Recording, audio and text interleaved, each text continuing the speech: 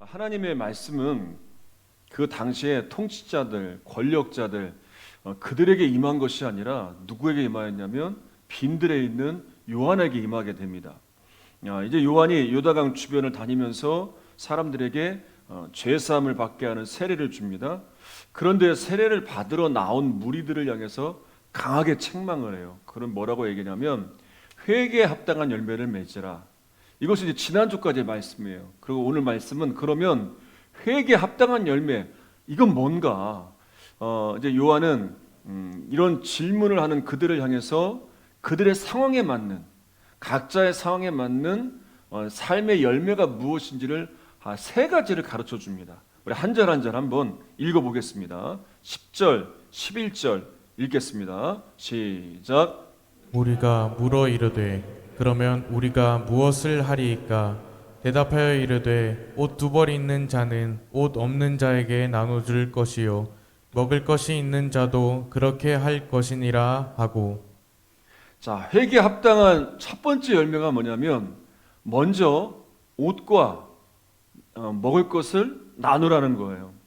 그러니까 이건 좀 당시의 시대적인 상황을 좀 이해를 해야 되는데, 그 당시에 이 팔레스틴 사람들은 이제 여행을 하다가 갑자기 추워질 때를 만날 것을 대비해서 이제 속옷도 넉넉히 껴 입고 그렇게 이제 여벌 옷들이 있었다는 거예요.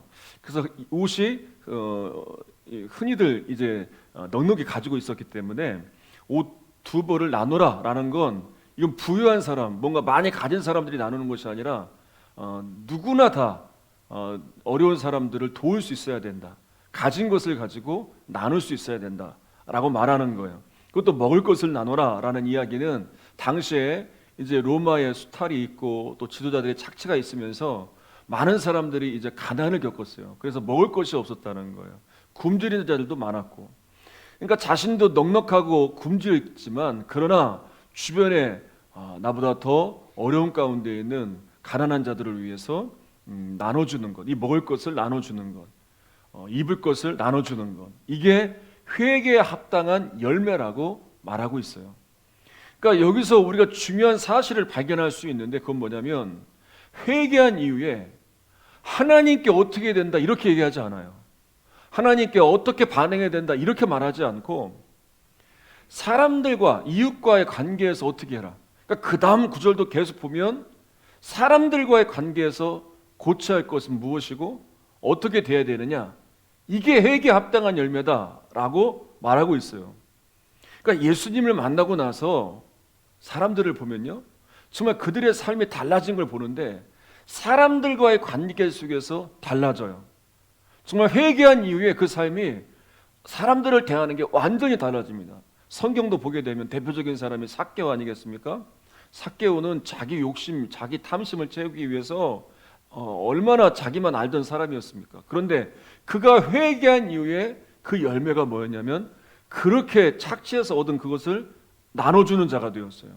다른 사람들을 그렇게 나눌 수 있고 생각할 수 있는 자가 되었어요. 그리고 초대교회를 보게 되면 초대교회 교인들도요, 가진 것을 아낌없이 나눴어요. 그래서 사도행전에 보면 가난한 자가 없을 정도였다라고 말할 정도로 그렇게 사람들과의 관계 속에서 자신의 것을 나누고 그리고 섬길 줄 아는, 이것이 회개에 합당한 열매라고 말씀하고 있어요. 여러분, 그래서 진정한 회개의 열매는요, 사람들과의 관계 속에서 반드시 나타나야 돼요. 그것이 뭡니까? 바로 교회 공동체를 통해서 또 믿는 사람들을 통해서 이런 여벌옷을 나눠주고 또 먹을 것을 나눠주는 것과 같이 어려운 교회들을 볼 때, 또 어려운 이웃들을 볼 때 이 일을 계속해야 돼요. 왜냐? 이것이 회개에 합당한 열매이기 때문입니다. 지난주에 기독교 방송을 보다 보니까 한 교회가 이제 화재가 나서 교회가 완전히 전소해 버린 거예요. 아마 보신 분들도 있을 텐데 그 사진 한번 잠깐 보도록 하겠습니다. 위에 있는 교회가 원래 교회고요, 저 교회가 밑에 보면 완전히 다 불타버렸어요. 그러니까 저 교회가 160명 정도 모이는 교회였대요. 근데 다 타버린 거예요. 저 불타버린 예배당 앞에서 이제 기자하고 담임 목사님하고 인터뷰를 하는 거예요. 그런데 목사님의 첫 번째 말씀에 제가 깜짝 놀랐어요. 이렇게 말씀하시더라고요. 첫 말씀이 감사하다는 거예요.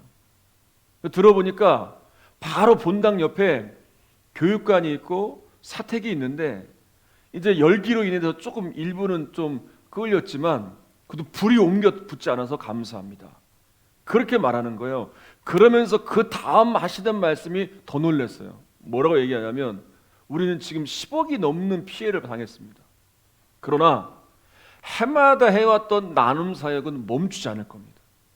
그러니까 교회 건물을 어떻게 지어야 될지, 교회가 어떻게 세워야 될지 그런 고민도 있지만 그러나 해마다 그래서 어떤 일들을 했느냐 보니까 연탄을 10만 장 정도 나누고 10만 장 놀라지 않으시죠? 한 100만 장, 한 1억 장은 돼야 조금 놀라실까?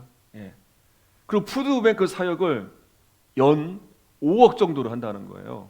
160명 모이는 교회가요. 그러니까 이 일을 멈추지 않을 겁니다.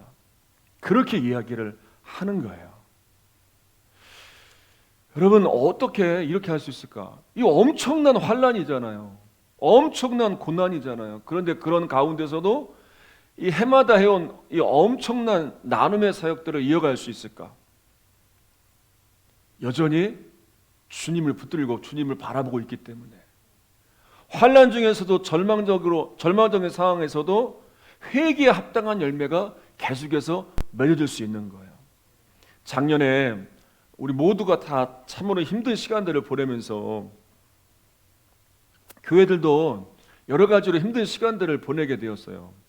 그래서 교회마다 한 해를 결산해 보면 이제 오랫동안 모이지 못하니까 특히나 상가교회들 또 시골교회들, 특히 시골보다는 도시교회들이겠죠. 도시의 상가교회들. 그러니까 작은 교회들이 규모가 더 작아지다 보니까 운영하는 것이 쉽지 않아서 문을 닫은 교회들도 많고 또 어려운 교회들이 참 많다는 이야기를 많이 들었어요. 도시에 있는 교회들은 특히. 그런데 그 뒤에 들려오는 이야기들이 있었어요. 이렇게 운영도 어려워지고 정말 이 월세도 내기 힘든 상황 가운데서 그럼에도 지금까지 이어온 선교 사역, 지금까지 이어온 나눔의 사역은 멈추지 않겠습니다 라고 고백하는 목사님들의 이야기를 많이 들었어요. 교회 운영이 어려워졌습니다. 월세를 내기 힘들어졌습니다. 그래서 지금까지 해왔던 사역을 그만두겠습니다. 멈추겠습니다. 나눔은 여기까지입니다. 이게 아니라 이렇게 어렵고 힘들고 월세 내기도 지금 상황이 쉽지 않지만 선교는 계속하겠습니다. 나눔은 계속하겠습니다. 이런 고백들이 정말 많이 들려왔어요. 지난 수요일에도 말씀을 드렸지만 지난 주일 당회와 구역회를 하면서 한 해를 결산해 보니까 놀라운 것을 발견했어요. 그러니까 제가 이곳에 부임해서 12년 있는 동안에 가장 많은 선교와 구제를 했더라고요. 근데 무엇보다 더 놀라운 건 뭐냐면 개인 후원자들이 늘어서 매월마다 가정에서 미자립 교회들을 지원하는 가정들이 생기게 되었어요. 그리고 또 필요한 교회, 필요할 때마다 어려운 교회들, 또 이웃들을 위한 난방비, 또 구제비, 장학금, 또 농산물들, 여러분이 생산한 것들을 가지고 돕는 이들, 이런 개인 후원자들이 참 작년에는 많았어요. 그러면서 이렇게 한 해를 마무리하면서 새벽에 기도하는 가운데 생각난 게 작년에 한 해 표였어요. 작년 표 수요일도 얘기했지만 살아나는 교회, 살리는 교회. 이 표를 정해놓고 제가 신년 첫 주에 분명히 설교를 했습니다. 올해 하나님이 어떻게 살려내실지, 살아난 우리를 통해 어떻게 살려내실지 기대하자고. 근데 웬걸요, 바이러스가 살아났잖아요. 생각지도 못했던. 근데 바이러스가 막 터지기 전까지 우리 2월 달까지 상황을 보면 교회는요 정말 계속 부흥하고 영적으로도 충만했어요. 막 지경이 넓어가고 있었을 때였어요. 여러 가지 집회도 계획하고 있었고 또 미자립 교회들을 섬길 일들도 막 계획하고 있었고 그런 행사들도 계속 연이어 준비되고 있었어요. 근데 모든 것이 다 중지가 되고 예배도 이제 정상적으로 드릴 수 없는 상황 가운데 되었잖아요. 근데 새벽에 이 당회 구역회가 끝나고 기도하는 가운데 이게 생각이 난 거예요. 아, 살려내는 역사가 있었구나. 하나님이 이루고자 하시는 일이 이거였구나. 이런 상황 가운데에서 올해는 너무 힘드니까, 또 얼마나 이상기후 현상이 많았습니까? 얼마나 여러분 농사하면서 얼마나 힘들었어요? 여러분 직장 다니시면서 사업하시면서 얼마나 힘이 드셨습니까? 얼마나 이리저리 치였어요? 그것으로 인해서 그래 조금 쉬었다 가야지, 그래 여기까지 해야지, 멈춰야지, 이게 아니었다는 거예요. 이런 가운데서도 여보롯을 나눠주는 마음, 이런 가운데서도 나도 굶주리지만 먹을 것을 나눠주는 이 회개에 합당한 열매들이 작년 한 해 여러분 스스로 가운데 있었다는 거예요. 강요하지 않아도, 뭔가 막 뭐 만들어내지 않아도 그런 감동과 그런 결단을 가지고 여러분들이 그렇게 순종하며 그런 일들이 많아졌다는 거예요. 이게 하나님이 이루고자 하시는 살려내는 역사구나. 뭐 온몸이 전율이 막 느껴지는 거예요. 지금도 그래요. 지금도 표시가 안 나죠. 막 전율이 느껴져요. 전율이 막 지금도 은혜가 돼서 그렇구나. 하나님이 주신 비전은 상황이 어떠하든 환경이 어떠하든 반드시 이루어지는구나. 그것을 바라보지 못하고 그것에 흔들리는 우리가 문제지, 하나님은 그것을 어떻게든 이루어 가시는구나. 제가 그 새벽에 기도하면서 온몸에 전율을 느끼며 참 많은 은혜를 받았어요. 여러분 올해도 마찬가지입니다. 올해도 우리가 하나님이 주신 비전을 부여잡고 정말 예수님만을 바라보며 예배 공동체로 세워지고, 우리가 양육되어지고 훈련되어지는 공동체로, 그래서 선교하는 공동체로 세워질 때 하나님께서 또 어떻게 역사하실지 기대하자고요. 하나님 나라 비전의 일들은 아름답게 이루어져요. 그래서 회개에 합당한 이 열매, 우리를 통하여 여보롯을 나눠주고 그리고 먹을 것을 나눠주는 이런 선교와 구제와 나눔의 일들은 계속되어져야 돼요. 이 일들이 아름답게 일어날 줄 믿습니다. 자, 두 번째, 이제 회개에 합당한 열매에 대해서 또 말씀을 하고 있는데 12절, 13절을 읽겠습니다. 시작. 선생이여 우리는 무엇을 하리이까 하매 이르되 부과된 것 외에는 거두지 말라 하고. 자, 그 다음 이제 질문하는 부류가 누구였냐면 세리들이었습니다. 그러니까 세리들은 자신들은 어떻게 하는 것이 회개에 합당한 열매입니까? 라고 물어요. 그러자 예수님이 이렇게 대답하세요. 부과된 것 외에는 거두지 말라. 정말 적절한 그 사람들의 맞는 답을 다 주고 계세요. 그러니까 당시 로마의 통치 아래에서 유대인들이요 가장 혐오하는 세력들이 세리였어요. 왜냐하면 세리들은 자신의 동족들한테 더 많은 세금을 착취하고 자신들의 이익을 챙기고, 이로 인해서 어려워지는 사람들이 많으니까 세리들만 보면 정말 죄인, 그래서 어떻게까지 여겼냐면 세리들은 당시에 살인자, 장기들과 같은 취급을 받는 죄인이었어요. 심지어는 제사장들은요 세리들의 이 수입을 불결하다 그렇게 여겨서 세리들이 드린 헌금을 받지도 않는 일들도 있었다는 거예요. 근데 이런 세리들, 죄인 취급받는 세리들이 요한에게 질문을 하는 거예요. 우리는 어떻게 해야 됩니까? 그러니까 요한이 얼마나 부담이 될까요? 그럼에도 세리들도 회개하여 구원받을 수 있다는 것을 전제하에 합당한 열매를 가르쳐 주는데, 그게 뭐예요? 정한 세금 외에는 받지 말라. 그러니까 지금 하고 있는 이 세리의 일을 버려라, 바꿔라, 이게 아니에요. 그런 가운데에서, 이 주어진 일 가운데에서 정직해야 된다, 공정해야 된다, 정한 것 외에는 받지 말라, 그렇게 하라는 거예요. 여러분, 타락한 인간의 본성 중에 하나가 뭐냐면 이기심과 탐심이에요. 우리 안에는 다 이기심과 탐심이 있어요. 그러니까 예수님을 믿어도 이 이기심과 탐심이 우리 안에 정리가 되지 않으면요 여전히 우리는 내 이익만 생각할 수밖에 없고, 다른 사람들은 그저 내가 이용해야 될 그런 이용 대상자로만 볼 수밖에 없어요. 그리고 다른 사람들이 손해를 보는 것, 피해를 보는 것 전혀 생각하지 않아요. 그래서 고린도후서 5장 14절에서도 그렇게 말씀을 하고 있어요. 주님의 사랑이 강건하여야 자기만 생각하는 사람이 되는 것이 아니라 다른 일도 생각할 수 있는 사람이 된다는 거예요. 여러분, 우리가 예수를 믿고 이 이기심과 탐심이 이 악한 내 본성이 나를 이끌어가지 않도록 주님의 사랑에 이끌려서 그렇게 불의한 죄를 짓지 않도록 우리 몸부림을 쳐야 돼요. 결국에는 이 이기적인 마음, 탐심의 마음이 세리들을 이렇게 악한 자들로 만든 것 아니겠습니까? 우리 안에 잠재되어 있는 이 이기심과 탐심이 불의한 죄를 만들어내는 거예요. 우리의 삶 가운데서 여러분들이 직장생활하면서 사회생활하면서 세상 사람들을 만나면서 거기에서 불의한 일들을 행하게 되는 거예요. 예수를 믿어도 이 이기심과 탐심이 해결되지 않으니까.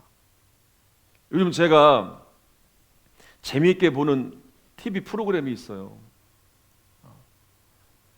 뭐냐면 요즘에 이제 아주 재미있게 보는데 세계 테마 기행이라는 프로그램인데요. 혹시 보시는지 모르겠어요. 이거는 저희 아버지 세대가 좋아하는 프로거든요. 근데 어느 순간 이게 너무 재밌는 거예요. 아, 제가 이제 나이가 이제 먹어가는구나. 너무 재밌어요. 근데 지난번에 보니까 지난주에 필리핀 마닐라 이제 여행하는 게 나오는데 필리핀은요, 가보신 분들은 아시겠지만 대부분 카톨릭 신자들이에요. 80% 90%다 카톨릭이에요. 근데 가장 큰 행사가 열리는데 종교적 행사가 열리는데 그 블랙 나사렛이란 행사인데 그때 몇 명이 마닐라에 모이냐면요, 800만 명. 800만 명. 800만 명. 어마어마한 사람들이 모인다는 거예요. 야, 우리 이만한 사람들이 어떻게 모일 수 있는가? 제가 사진을 찾아보니까 모일만 하겠더라고요. 거리마다 사람들이요, 완전히 사람으로 꽉 차 있어요. 그러니까 왜 이 행사가 시작됐는지 이제 그 설명을 하고 있더라고요. 그 제가 더 궁금해서 찾아봤어요. 이 종교와 관련된 거니까. 1606년에 멕시코의 조각가가 이제 예수상을 만든 거예요. 예수상을 이렇게 만들었는데, 근데 이게 이제 배를 타고 오다가 배가 화재가 났어요. 그런데 이 예수상이 불에 타지 않고 얼굴이 검게 그을린 거예요. 그거 참 신기하잖아요. 이 타지도 않고 얼굴만 그을리고. 그래서 필리핀에 들어왔는데 필리핀에 또 지진이 많잖아요. 지진이 났는데도 멀쩡해요. 화재가 났는데도 멀쩡해요. 이거 뭔가 특별하다. 그래서 그 다음부터 사람들이 이것을 들고 행진하기 시작한 거예요. 블랙 나사렛이다 라는 행사를 만들어서, 그래서 이 예수상을 만지거나 또 수건으로 이 예수상을 닦으면 기적이 일어난다라고 믿는 거예요. 병이 낫거나 또 우리가 잘 되거나 문제가 해결되거나. 그래서 그 기적을 경험하려고 800만 명, 1000만 명 가까운 사람들이 거기에 몰려드는 거예요. 이게 실감이 안 나실 것 같아서 사진을 한번 몇 개 준비했는데 한번 보실까요? 저기 다리예요, 다리. 근데 지금 저게 제가 앞만 찾아봐도 다 나온 게 없어서 그런데 저 다리가 낀 다리예요. 다리건 도로건 거리건 다 저렇게 사람들이 차 있어요. 뭐 하려고 하냐면, 자, 그 다음 사진 보세요. 저 예수상이거든요. 저렇게 저 예수상을 만지려고 저렇게 사람들이 몰려오는 거예요. 손으로 막 밀리고 막 장난이 아니더라고요. 저래서요, 죽는 사람도 생기고요, 뭐 다친 사람들도 엄청나게 생긴다는 거예요. 너무나 많은 인파들이 있기 때문에. 야, 근데요, 제가 이걸 보면서 너무나 안타까웠어요. 너무나 마음이 아팠어요. 예수상이 검게 그을렸건, 예수상이 누가 만들었건, 예수상이 뭐 지진해도 뭐 괜찮았건, 이게 무슨 상관이에요? 그건 그냥 사람이 만든 조형물이잖아요. 그게 무슨 신비한 능력이 있는 것도 아니고 참된 구원의 길로 인도하는 것도 아니고 아무것도 아닌 그냥 만들어 놓은 조형물인데, 그걸 만지면 기적이 일어난다고 믿고, 아니 무려 1000만 명 가까운 사람들이 저고생을 하면서 저렇게 몰려드는 이유, 탐심이에요. 탐심. 이기심이에요. 이기심. 오병이어의 기적을 일으키고 난 이후에 많은 사람들이 예수님을 찾아왔잖아요. 예수님이 그들이 왜 찾아왔는지 알았잖아요. 탐심, 이기심을 채워줄, 자신을 잘하게 해줄, 이 욕망을 만족시킬 세상 임금을 세우기 위해 찾아왔잖아요. 예수님은 그걸 아시고 그 자리에 계시지 않았잖아요. 여러분, 오늘날 살아가고 있는 우리들도 이 이기심과 탐심을 버리지 못하면 또 다른 저런 예수상을 만들어내는 거예요. 예수님이 아닌 생명 없는 것에 목매면서 그것이 우리의 탐심을 채워줄 도구로 잘못된 신앙관을 갖게 될 수도 있다는 거예요. 그래서 세리들에게 요한이 가르쳐 주는 거예요. 그 탐심, 이기심, 그거에 이끌리지 말고 정직하게 행해라. 불의를 행하지 말라. 여러분, 우리들도 살아가면서 특히 여러분들이 이 교회를 벗어나서 직장 생활하실 때, 또 사람들과의 만남 가운데 사회에서 생활하실 때 탐심, 이기심에 이끌려서 불의한 일들을 행하는 것이 아니라 정직과 그리고 공의로움으로 여러분들의 회개에 합당한 열매를 맺으시기를 바랍니다. 이제 마지막 세 번째 14절 한번 읽어보겠습니다. 14절입니다. 자, 시작. 군인들도 물어 이르되 우리는 무엇을 하리이까 하매 이르되 사람에게서 강탈하지 말며 거짓으로 고발하지 말고 받는 급료를 족한 줄로 알라 하니라. 자, 마지막 이제 질문을 던진 그룹이 군인들이었습니다. 그러니까 요한은 군인들에게 강탈하지 말라, 거짓 고발하지 말고 받는 급료를 족한 줄로 알아라고 권합니다. 그러니까 여기서 말하는 군인들은요, 로마 군인들이 아니에요. 그러니까 오늘날로 말하면 유대 사회의 질서를 지키는, 그러니까 경찰들라고 생각하면 돼요. 이런 역할을 하는 사람들인데 당시에 간혹 자신들의 지위를 악용하는 경우가 있었어요. 그러니까 예를 들면 이런 거예요. 세리들이 이제 이 세금을 징수할 때 그걸 도와주는 역할을 해서 강압적으로 백성들의 재산을 착취하는 이런 부정을 행한 거예요. 자신들의 지위를 가지고.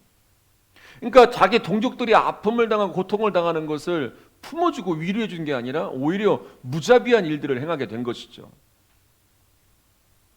고린도전서 15장 34절에 보면 의를 행하고 죄를 짓지 말라라고 분명히 말씀하고 있어요. 그러니까 진정으로 회개한 성도들은요, 불의를 미워해요. 불의를 멀리해요. 절대 불의를 행하지 않아요.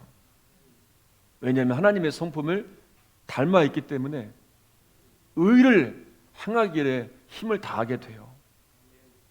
그러니까 예수님을 믿어도 여전히 이 일이 해결되지 않으면, 그래서 습관적으로 불의를 행하고 있다면 이건 정말 진정으로 회개한 삶이 아니라는 거예요.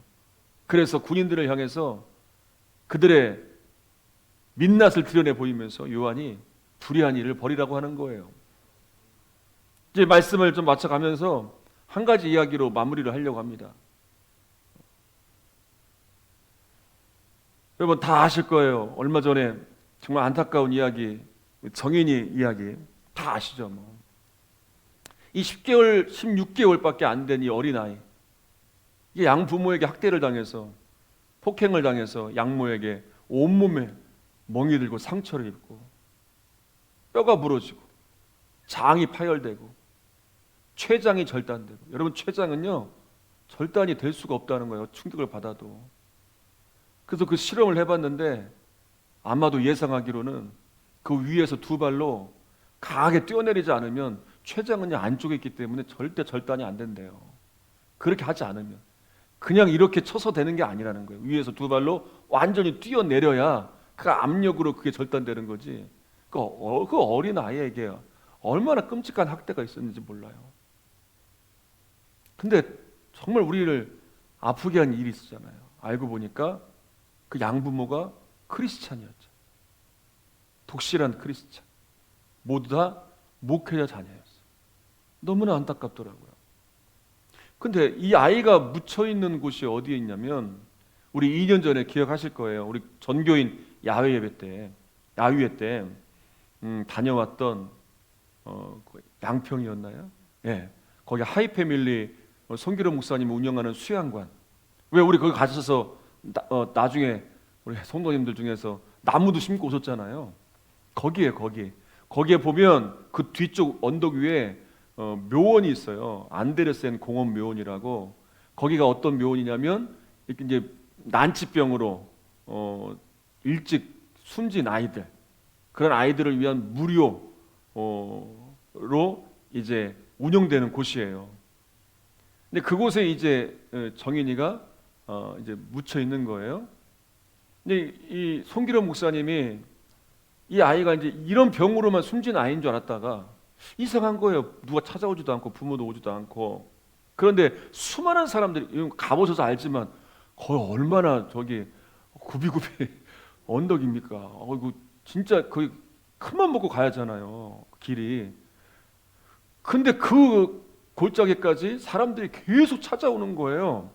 알고 보니까 이 아이가 학대를 받고 숨진 것임을 알고 이분이 충격을 받았어요. 그리고 오시는 분들을 잘 안내를 해야 되겠다. 그 다음부터는 이제 정말 정성스럽게 준비를 하고 맞이를 하는데, 이제 얼마 전에 이분이 인터뷰 영상 한 거에 올라왔더라고요. 그 영상 한번 보시고 말씀을 좀 마무리하겠습니다.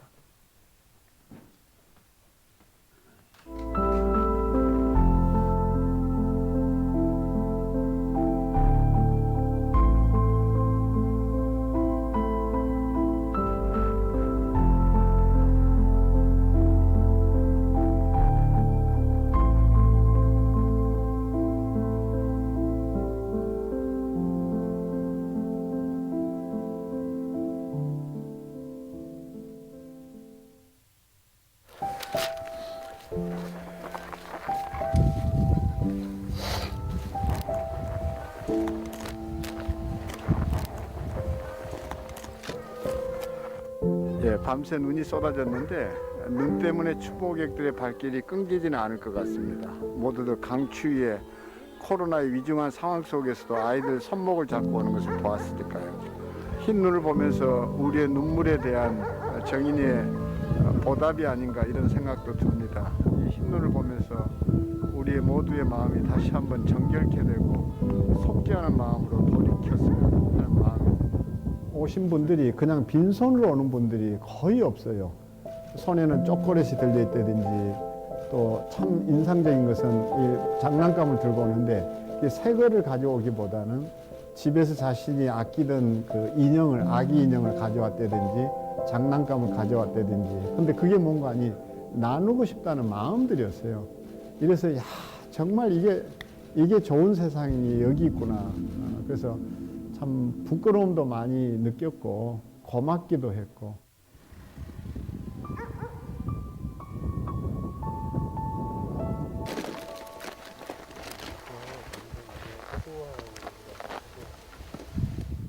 뉴스로 이제 소식을 접했는데 저도 이제 비슷한 또래 아이를 키우고 있어서 너무 마음이 아프더라고요. 그래서 추모하려고 이렇게 왔습니다. 혼자 있을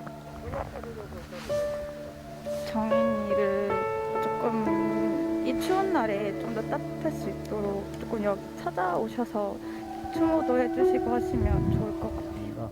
홍정길 목사님, 그리고 이동원 목사님, 한옥 목사님, 그리고 같이 따라온 이들과 더불어 거기서 함께 우리가 말씀 나누고 찬송하고 기도하는 그런 시간을 가졌었죠. 세 분 다 참 정말 속죄해야 할 게 우리라고, 한국교회 민낯이 여기에 있다. 우리 껍데기 신앙에 대해서 다 같은 공통 분모를 가지시고 가슴 아픈 얘기들을 나누고 거기에 정인이의 마음에 또는 또 그를 생각하는 추모하는 이들과 같은 생각으로 위로하고 그렇게 떠나셨다고 저는 생각합니다. 그냥 한국교회를 대표한다고 감히 얘기할 수 없고 그냥 그 많은 목회자 가운데 아주 정말 작은 목사 한 사람이 속죄하고 그 묘지 관리인으로서 정인이를 땅에 묻고 정인이를 보듬어 준 그 목사 한 사람이 속죄하더라. 그 얘기만 좀 기억해 줘도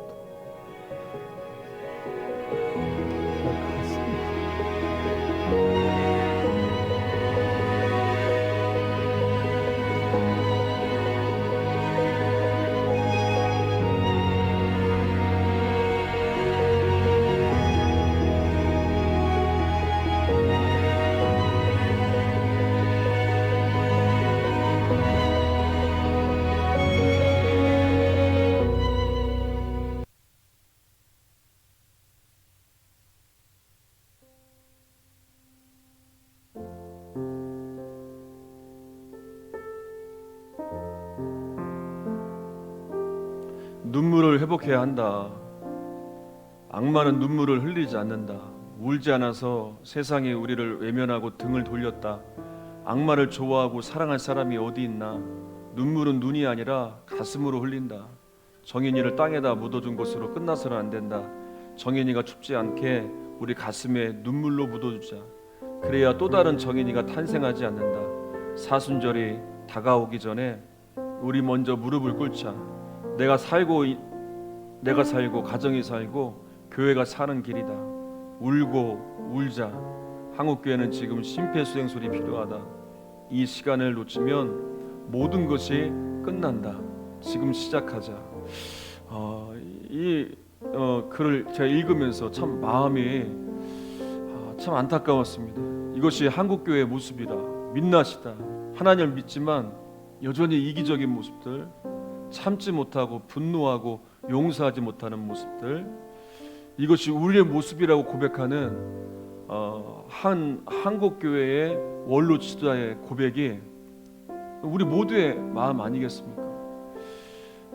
여러분, 세상에 우리가 어떻게 나아가야 될지